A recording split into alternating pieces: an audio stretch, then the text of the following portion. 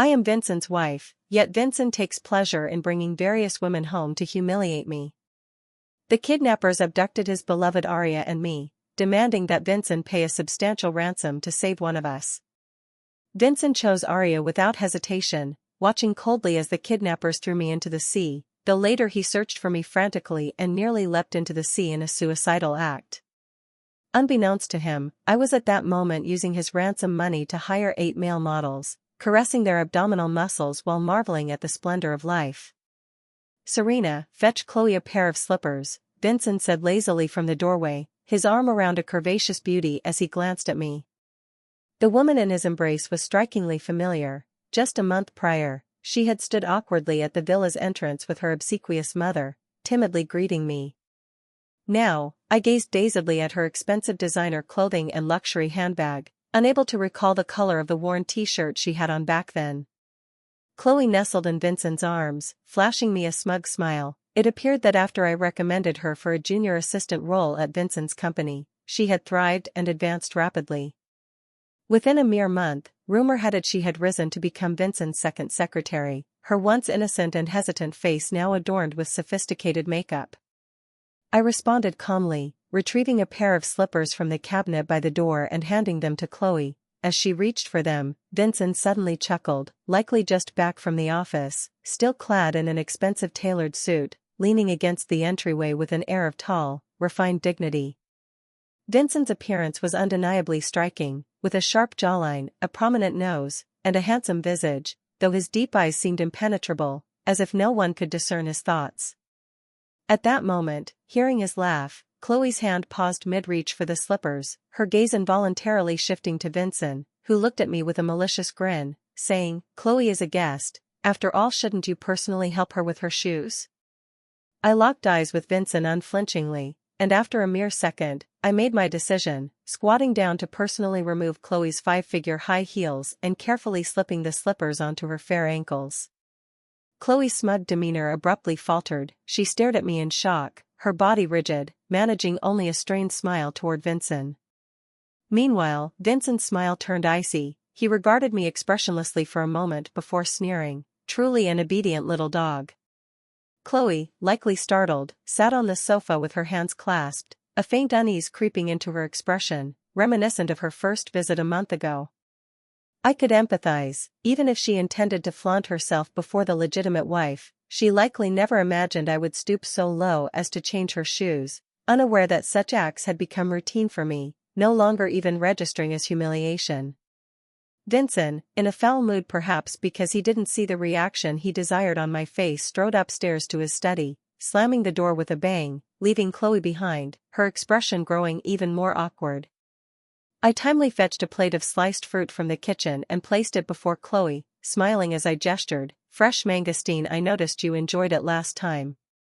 Indeed, on her first visit here, Chloe had stared at the mangosteen for a long time. At my warm invitation, she tried one, and her eyes lit up.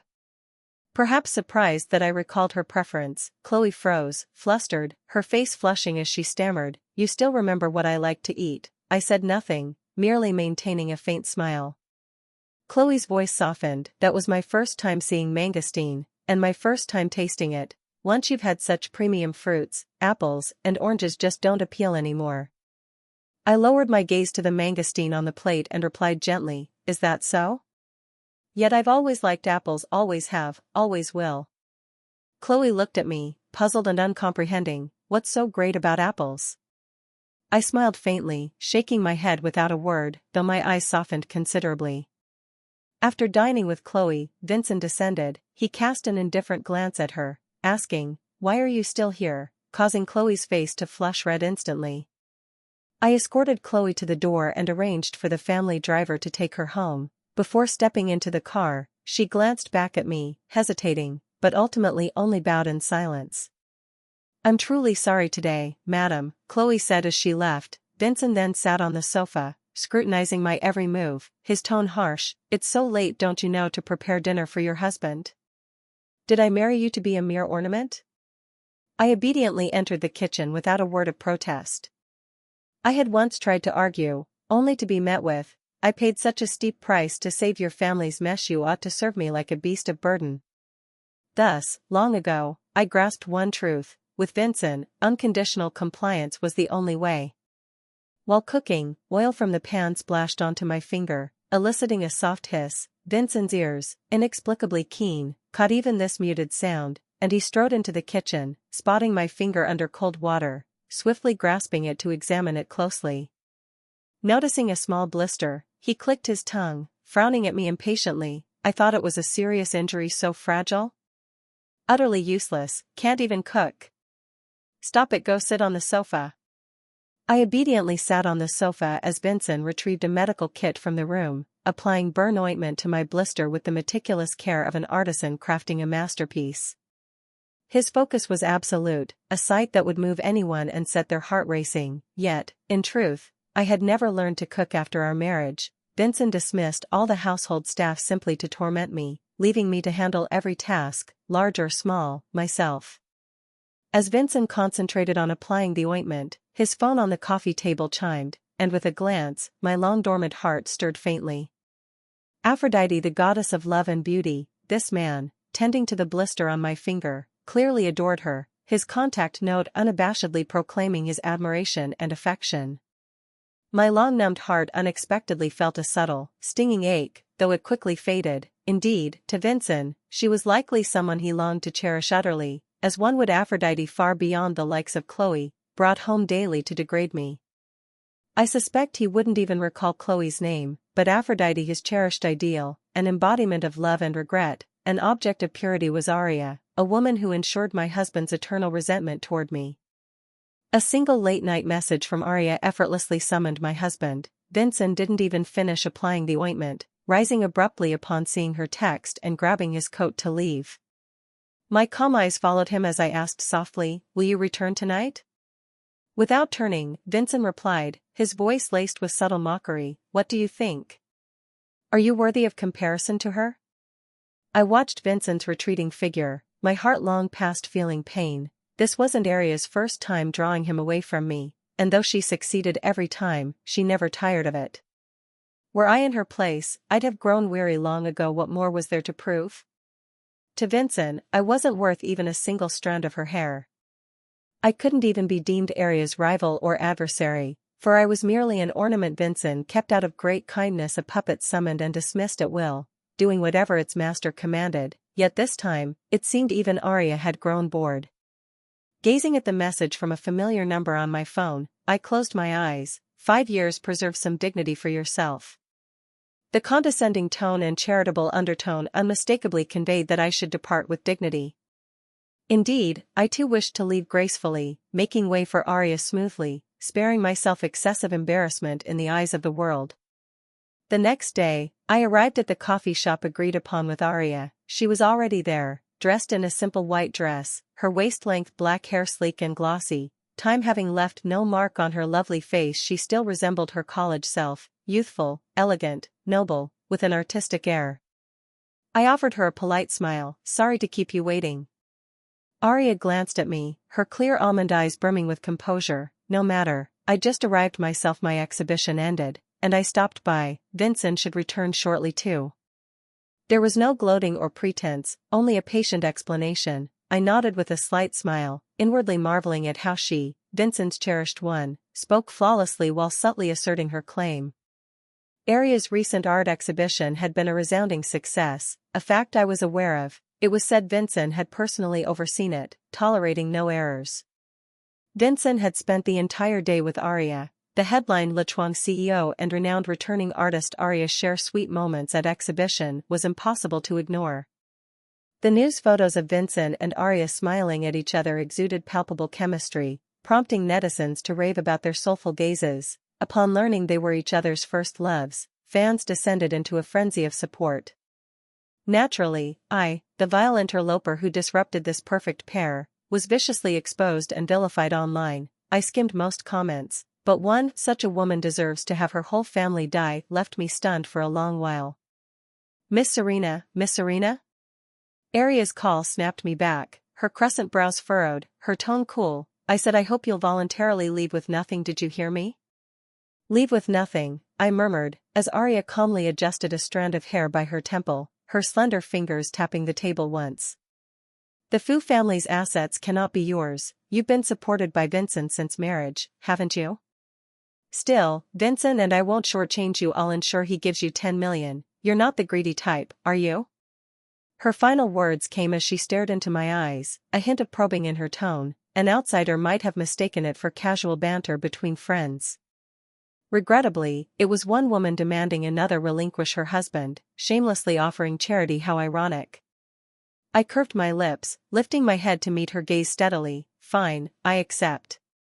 Aria seemed surprised by my compliance, but it suited her perfectly, and she welcomed it eagerly. Perhaps relieved of a long-standing burden, she stirred her coffee spoon, her demeanor easing as she chatted with me like a confidant. This exhibition truly exhausted me, but thankfully it was a success. Seeing so many admire my work brings me great satisfaction. Honestly, after returning to the country, I nearly gave up on art, but Vincen's unwavering support kept me going. You could find something you enjoy doing too. I smiled and sipped my coffee. Aria's eyes suddenly sparkled, her poise intact yet tinged with girlish delight and shyness. Vincen, what are you doing here? Vincen had appeared behind me unnoticed, his casual stance and striking, handsome figure instantly drawing every eye in the cafe. He approached Aria, draping his coat over her shoulders with care, his voice gentler than I'd ever heard. It's still a bit chilly. You're underdressed. I'll drop you off on my way. Aria's shy expression complemented the elegant, poised artist beside the suited young CEO, a pair seemingly destined for each other. As Vincen took Aria's hand to leave, he seemed to notice me only then, casting a cold glance my way. If you've nothing to do, go home. Always out in public. Do you think you're Aria? Aria smiled helplessly, as if mildly irked by Vincen, consoling me kindly. Don't mind Vincen's nonsense. What era is this? Women can pursue careers outside too. Before she could finish, Vincen scoffed, his sidelong glance dripping with disdain. A career?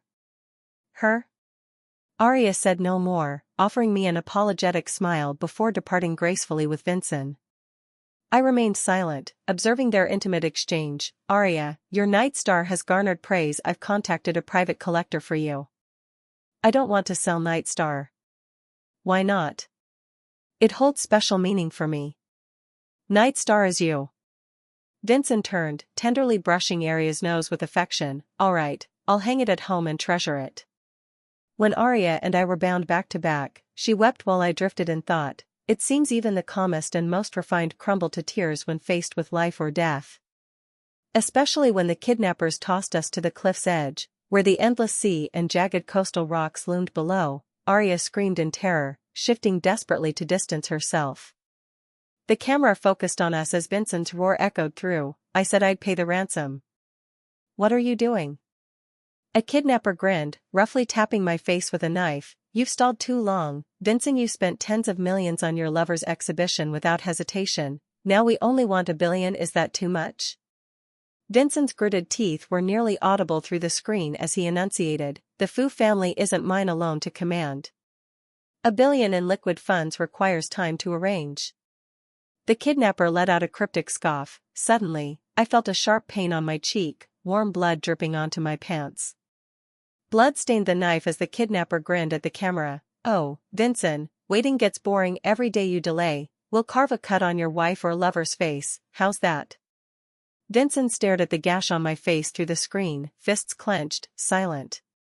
But another man's choked please burst from the kidnapper's phone. Don't hurt my sister.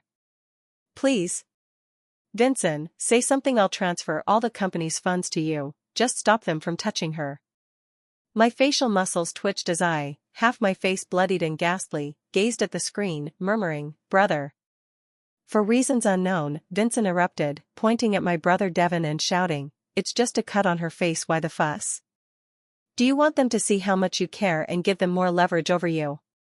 The kidnappers burst into laughter, pressing the knife to Aria's face. Her eyes widened in terror, face pale, struggling futilely as another kidnapper held her head firm. As the knife hovered, Vincen's strained voice broke through the screen. Don't touch her. I'll get you the ransom tonight. The kidnappers exchanged glances, clucking. Well, looks like the lover's the real love. He wouldn't let anyone pity his sister, but now he's all torn up for his darling. Haha. But, Vincen, your earlier words irked us. I want to toy with you now. 1 billion can only save one, your wife or your lover who'll it be? Vincen's face darkened instantly, gritting out, that's not what you said before. Yet he knew reasoning with kidnappers was futile. As they shoved Aria and me to the cliff's edge, holding our ropes with one hand, Vincen finally lost his composure. Under their prodding, he rasped, I choose Aria. The kidnappers abruptly turned the screen, and I met Vincen's gaze. He was ashen, lips pale, yet I offered him a calm smile. Vincen's pupils contracted, his lips trembling as if to speak, but in the next moment, he watched helplessly as the kidnappers pushed me off the cliff. They even deliberately showed him my fall into the sea on the phone like an unwanted stray. I didn't struggle, plummeting effortlessly into the depths with a splash, followed by stillness. In truth, Vincen and I could only be described as a fated misfortune. Our families, long-standing allies, had jokingly betrothed us as children, though called a childhood engagement. Everyone knew it was a strategic marriage for mutual gain. Perhaps as a young child, I harbored some affection for Vincen. I used to cling to him, even sharing the milestone of my first period with him before anyone else. But back then, Vincen merely sneered, calling me a naive little girl who knew nothing of menstruation. Despite his harsh words, he blushed and bought me sanitary pads. When did I stop seeking Vincen's closeness? Likely at my sophomore birthday party, where everyone saw my fondness for him and urged him to cut me the first slice of cake. To my surprise, Vincen actually complied. I felt a mix of shock, joy, and excitement, thinking he might harbor a trace of affection for me too. Yet I was too naive then, utterly blind to how much Vincen loathed me, his fiancée tied to him for life. Before everyone, he dumped the entire cake on my head. Silence followed, and as I stood there, drenched and stunned, Vincen smiled, the still youthful handsome boy showing satisfaction. Your birthday gift, don't be delusional, he said. That day's cake was bitter, likely mingled with my tears. In hindsight, I was grateful to Vincen. Without that act, I might have lingered in that laughable girlish infatuation far longer. As an adult, Vincen, the pampered youngest son of the mighty Fu family, had countless women vying for him. He either ignored or mocked me, and in college, he flaunted a passionate, widely known romance with Aria, a slap to my face. But I wasn't one to be trifled with. The Fu family was wealthy, yet so was my Qin family. I forced my father to dissolve our engagement, opposed by all but my brother, my sole supporter. I'll never forget that during the cancellation, perhaps because I initiated it and bruised his pride, Vincen sneered at me, heedless of the elders present. Fine, but I'll be the one to end it. Don't regret it or come begging me to marry you later. Unaware of what would follow, I retorted with a cold laugh, whoever begs you to marry is a dog. Unwittingly prophetic, for I later became Vincen's dog indeed. During a transition, my father was framed, shouldering the blame for embezzling vast public funds, sentenced to life. A proud man all his days, he couldn't bear it and took his life in prison. My mother, already despondent over this, had loved my father her whole life. Upon learning of his death, one night she lay in their bedroom, dressed in her favorite skirt he'd given her, and calmly swallowed sleeping pills. Before passing, my mother left a final plea with her dear friend, Vincen's mother, Mrs. Olive, hoping to reinstate my engagement to Vincen so I wouldn't be left adrift. Thus, Vincen was compelled to part with Aria and marry me. Heartbroken, Aria fled abroad. At our wedding, Vincen wore not a single smile. Only during the ring exchange did Vincen chuckle softly in my ear, each word deliberate, like a lover's whisper. Yet his words sent shivers through me. What did I say? Since you begged me to marry you, prepare to live as a dog. When I awoke, the ward was silent, seemingly empty. As I struggled to rise, someone pushed open the door, raising an eyebrow upon seeing me awake and gently helping me up. I was wondering how long you'd take to wake, Galen said, peering at me meaningfully through gold-rimmed glasses. His narrow, phoenix-like eyes, akin to Vincen's, were deep and inscrutable. I couldn't be bothered to decipher it. Fu family members were all alike, as if the world merited only their cursory glance. Uninterested in small talk, I asked bluntly, where's the money? Galen's lips curved, his gaze tinged with resignation. Relax, it's been transferred in batches to new cards. Your 500 million is split across various accounts. This reassured me. $1 billion wasn't an exorbitant demand for a titan like the Fu family, merely straining their cash flow, but for me now, and for Galen, the illegitimate son, it was a substantial sum to wield effectively. Indeed, this kidnapping was a scheme Galen and I devised from the start. I knew Vincen would eventually divorce me per Aria's words. He might toss me a few tens of millions, but that was a pittance for my brother's struggling company. After marrying Vincen, I wasn't initially so submissive. I resisted once, but at night, he'd grip my wrist, loosening his tie while mocking, "Resist what? Don't you care about your brother's company, the last remnant of your family? Please me, and I might invest a little." Recalling my brother's visits, always masking bad news with cheer, and his efforts to negotiate with Vincen to take me home, tears soaked my pillow. Eventually, I became Vincen's true dog, a marionette on strings. Only later did I learn that as my family collapsed and its assets were carved up, the Fu family took the largest share from the Qin family's corpse. After my father's fall, they joined in the assault on us. My marriage, to such a profit-driven clan, wasn't secured by a mother's plea alone. Unbeknownst to me, my brother, to spare me hardship and meet the Fu family's harsh demands, gave them the Qin family's last pillar industry as my dowry. In truth, even without giving it to the Fu family, we couldn't have held it. When a whale falls, all thrive. But learning this, an indescribable hatred and sorrow burned my heart to ashes like a raging fire. Having devoured my family's flesh, Vincen still expected me to grovel like a lapdog, as if I owed him by birthright. Now, as I depart, what these hyenas swallowed must be fully regurgitated and returned to me. Galen told me Vincen had lost his mind, keeping vigil by the sea day and night. When his parents tried to force him away, he fought back, nearly plunging into the water. The incident drew media attention. Idling in my ward, I saw on TV Vincen being dragged off, struggling desperately to stay by the sea. Truly pitiful, unshaven, hair disheveled, eyes bloodshot. His mother, Mrs. Olive, had tear-reddened eyes. Aria stood beside her, pale, watching Vincen's madness. Her gaze, once brimming with confident adoration, now held deep panic and bewilderment. The media claimed Vincen only realized his true love after losing his wife, and Mrs. Fu's tragic demise had shattered him, driving him to attempt a lover's leap into the sea. I found it laughable while I was alive. All condemned me as a wicked woman who tore others apart, yet once I died, they inexplicably began to pity me. Netizens debated Vincen's choice to save Aria. She was his wife. After all, how could he be so heartless? Yes, a living life. Wait, how do you flip so fast? I recall you all bashing this wife online before. The dead are honored. Let's drop it, they said, making me want to laugh. The person by my bedside, peeling an apple, looked at me helplessly. Serena, ignore what they say online from now on. We'll have no ties to the Fu family. My brother placed the rabbit-shaped apple slices on a plate, feeding me with a fork. You've never liked fruit since you were little. If I'm gone someday, who'll coax you to eat? Eating, I smiled and asked, Brother, is everything sorted with the company? He nodded. After I awoke, I'd had Galen discreetly inform him I was alive. Devastated at first, my brother was overjoyed to hear I lived, pressing Galen to bring him to me. Galen cautioned it wasn't the right time, wary of the Fu family noticing anything amiss.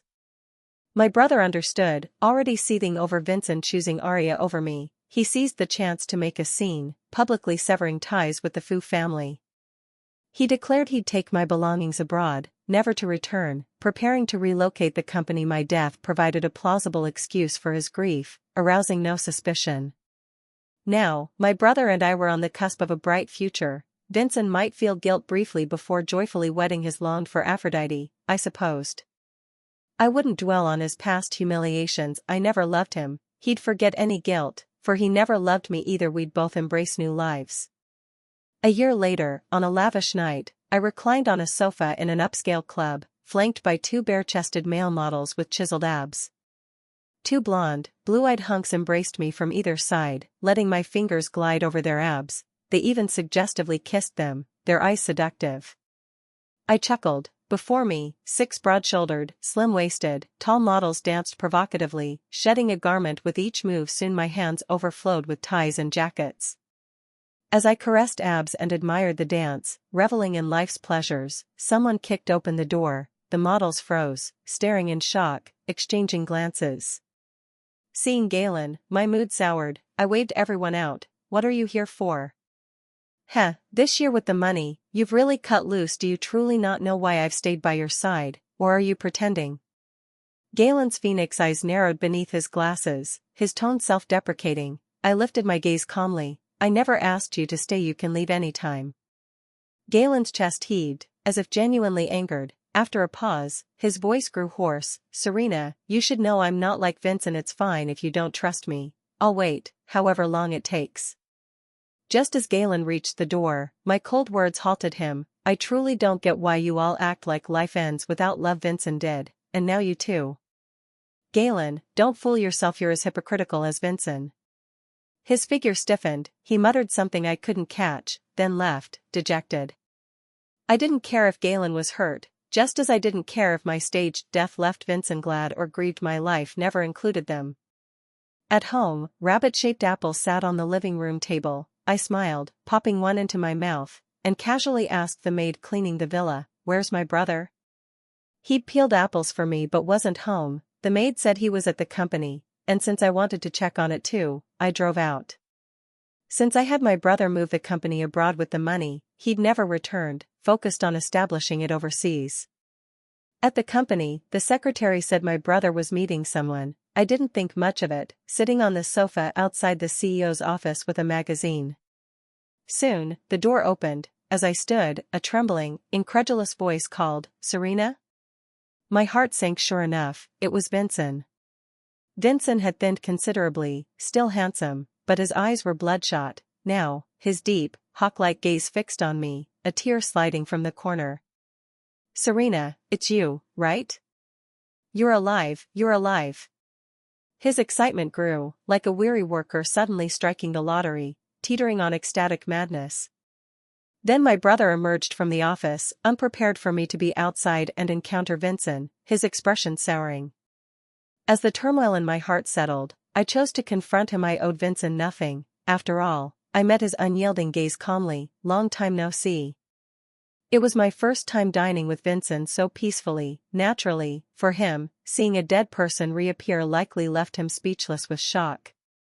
I stirred my coffee when hands grasped my wrist, trembling faintly. Looking up, Vincen seemed deranged, laughing and crying. "Serena, come back with me, please?" Fearing my refusal, he hastily added, "Nothing's changed at home, it's as you left it. Your things are untouched. I didn't let anyone near them, and those you despised, I've made them vanish. Serena, come back, please? We'll be good, no more quarrels," he concluded, eyes red, voice choking. I found it absurdly ironic, pulling my wrist free. "Quarrels? Vincen, what are you doing playing some wife-chasing redemption? Don't tell me you suddenly fell for me after I left. Shouldn't you be more curious why I'm not dead?" Vincen raised his eyes, attempting a smile that faltered uglily. "Serena, I know you have your reasons, I won't pry, but I didn't suddenly love you. I've always loved you, never anyone else. Is pretending to be devoted fun? Even if it is, you've aimed it at the wrong person. I'm not Aria, and there's no media here to trumpet your affection." I sipped my coffee lightly, my words draining Vincen's color as if deeply wounded. "I never liked Aria. Back when I was young and reckless, I saw you as a family-imposed shackle, so whether it was your birthday or dating Aria on purpose, I just wanted to provoke you. But Serena, I never meant to end our engagement. When you demanded it, I was furious, so after we married, I brought those women home to spite you for that. With Aria, I noticed you ignored every other woman, as if you didn't care about me at all, but her you reacted, showed emotion, making me feel you still cared." I felt a surge of incredulous absurdity. "So you're saying all your humiliations and indulgence of Aria were because you cared too much? That's your way of loving?" Vincen gave a bitter laugh, a picture of a fallen noble. "Only after you left did I see how ridiculous I was, like a teen vying for his crush's attention. But I never touched those women, and I sent Aria away too. I'm sorry, Serena, I know I hurt you. Please, give me a chance to make amends." I chuckled, rising to leave without hesitation. "Your so-called devotion can move yourself, don't disgust me with it." Yet Vincen shouted amid startled onlookers, "Serena, we're not divorced. As long as you live, you're my wife." "No, you're mistaken," I turned, gazing at him coolly. "Your wife was Serena, she's dead. I'm Daisy, and I have no tie to you." With that, I walked away, leaving Vincen stunned, pale, staring after me. Vincen refused to return home, offering no reason. Eventually, the Fu family grew frantic. What did it mean for their heir to stay away? They forcibly had him brought back, granting me peace at last. While he was around, he pestered me daily, and if not me, my brother relentlessly tormenting us both. But since even Vincen knew I lived, the Fu family likely had clues too. I knew it was time to return and sever all ties. Before returning, my brother asked if he should join me. I smiled, shaking my head. I'm not that little girl anymore. He hugged me. You'll always be my little girl, don't fear, I'll always be your support. Back in the country, I went straight to the Fu family's ancestral home. Before meeting Vincen's parents, I encountered someone unexpected. Chloe? Seeing me, Chloe's eyes nearly popped out in shock. She seemed thrilled, stammering, "Madam, no, Miss Serena. You're really alive, wonderful." Chloe said she was still Vincen's secretary, no longer just a decorative figure, blushing as she spoke. "Madam, I'm so sorry about last time. I was blinded by greed. Vincen meant to fire me, but after learning I'd known you, he kept me on, often asking about you. I work hard now. My mom's thrilled too. When are you free? We've always wanted to thank you. Mom wants to cook you a feast." I smiled, patting her shoulder. "All right, I'll visit your mom at month's end. By the way, didn't Aria marry Vincen?" Chloe paused, a flicker of disgust in her eyes. "How could she?" "You may not know she did push for marriage with Vincen, but then it broke that you two were betrothed young, making her the interloper. Aria got slammed online, called a scheming opportunist. People felt duped, cursed her fiercely, even trashed her gallery. She's hiding somewhere now, I think." I listened impassively, struck by life's fickleness. Those who once cursed my family's death now turned on Aria. The world's a vast stage where people see only what they wish. Chloe led me into the Fu ancestral home, where Vincen and his parents were all present. Seeing me, Vincen froze, then his eyes lit with joy. "Serena. You're willing to come back?" But his parents eyed me warily, especially his mother, Mrs. Olive, once my mother's close friend. Mrs. Olive's gaze was complex as she sighed. "Serena, you're alive indeed. Why do it? How has the Fu family wronged you?" I sneered, but Vincen cut in. "The past is done. Serena's return now is enough." "But I didn't say I'd return," I said deliberately. "Vincen's father, Ben, darkened. You're not welcome here either." I sneered, looking at Ben, who looked righteous. I gently said, "You guys got the most of our Chin family's assets, right?" "I just took it back. What's wrong with that?" Under Ben's angry gaze, I looked at Mrs. Olive, who frowned and looked disapproving. "Aunt, do you really not know anything about what Vincen did to me? You asked me how the Fu family has wronged me. I want to know how the Fu family has been worthy of me." Mrs. Olive was speechless. Vincen lowered his head. The wave of regret and pain almost drowned him. I decided to give them the final blow. "Ben, the Fu family has lost a lot this year, right? Galen asked me to tell you that he is coming back." Ben, who was originally rosy, suddenly turned pale. Mrs. Olive's pupils shrank sharply, her nails pinched into her palms, and she looked at her husband with eyes that seemed to want to eat people. I didn't want to watch them fight each other anymore, so I turned around and left. But Vincen chased after me. He held my hand, his voice hoarse and sad. "You hate me. We can never be together again, right?" I looked at him, very calm. "Vincen, I never hate you. I don't hate you or love you. I won't fall into this ridiculous whirlpool of love. Maybe I liked you once. But in front of my life, you are really not worth mentioning. So, live your own life and don't bother me anymore." Under Vincen's desperate gaze, I left the Fu family's old house step by step, this home full of heaviness and decay. The sun outside is very bright, shining warmly on people.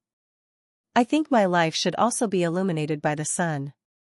Instead of falling into the love swamp that seems to be full of flowers but is actually full of crises.